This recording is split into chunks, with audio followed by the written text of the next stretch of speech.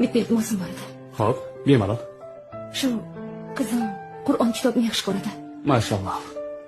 Lekin bizning uyimizda Qur'on kitob yo'q. Qur'on o'qiyman deyapti. Yaxshi-ku. Lekin meni pulim kam. Mana, bor pulim mana shu. Agar xo'p desangiz, 3 oyda bo'lib qaytaraman. Qizim, mabodo sening isming Xadicha emasmi? Ha, Xadicha. Subhanalloh. Xadicha, bilasanmi? Shu do'kondagi barcha kitoblar seniki.